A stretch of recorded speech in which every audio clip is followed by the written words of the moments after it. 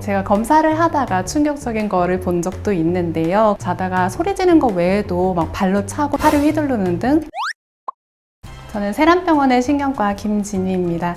오늘 제가 말씀드릴 내용은 수면 질환에 대한 내용입니다. 수면 질환은 흔하게는 불면증, 수면무호흡증, 기면증 등 여러 가지 종류가 있고 우리 인구의 한 20% 가까이는 수면 질환을 가지고 있습니다. 일단 첫 번째로는 우리가 잠에 잘 들지 못하기도 하고 아니면 자다가 자주 깬다든지 아니면 너무 일찍 깬다든지 하는 불면증 질환이 워낙에 흔하게 있고요. 두 번째로는 충분하게 잠을 잤는데도 불구하고 평소에 일과 생활을 하는데도 자꾸 잠을 잔다든지 탄력 발작이 일어나서 가다가 쓰러진다든지 하는 심각한 질환의 기면증도 있습니다. 그 외에도 자다가 다리가 벌레 기어가는 듯한 느낌이 나고 통증이 생겨서 다리를 털어야 한다든지 잠을 이루지 못하는 하지불안 증후군도 있습니다. 그 외에도 이제 자다가 소리를 지르고 잠꼬대도 하고 폭력성으로 막 팔을 휘두르는 등 증상이 나타나서 침대에 떨어지기도 하는 렘수면 행동장애도 흔하게 나타나는 수면 질환입니다.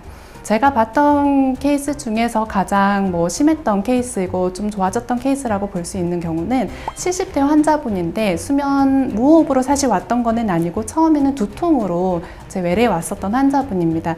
두통으로 왔는데 아무리 기질적인 뇌에 원인이 있는지 확인하여도 이상은 없었고 주로 아침에만 발생하는 두통이 있어서 환자분에게 코골이가 있냐고 물어봤었고 코골이가 심하게 있었다라고 하여서 검사를 했는데 중증의 수면 무호흡이 나왔고 이것 때문에 양압기를 처방을 드리고 다음에 추후 경과를 관찰을 했는데 다른 약제 없이 양압기 하나만으로도 다음날 아침에 두통도 좋아지고 수면의 질이 개선이 되면서 기억력도 같이 좋아지고 모든 생활의 질이 좋아졌다고 하는 케이스도 있었습니다. 수면무호흡증에 대한 검사는 수면검사라고 합니다. 수면검사는 병원에 내원하셔서 밤에 잠만 주무시고 가시는데요.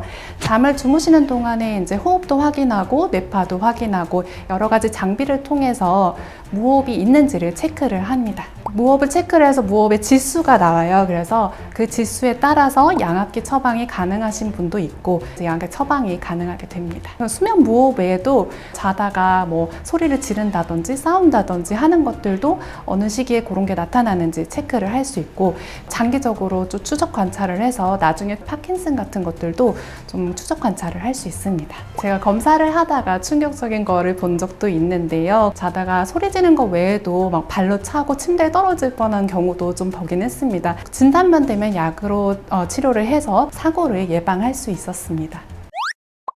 우리가 수면장애를 그냥 두었을 때 나는 오늘 하루만 잠을 못 잔 것 같지만 그 하루의 저녁 기간 동안에 뇌가 실제로 쉬지 못한 상태가 되었기 때문에 낮에 다시 졸리고 밤에 다시 잠이 안 오고 이런 악순환이 진행이 되게 되고요. 그렇다 보면은 퇴행성 질환이나 기억력 장애, 치매 이런 것과 많은 연관이 있다고 되어 있기 때문에 그냥 두시면 안 됩니다.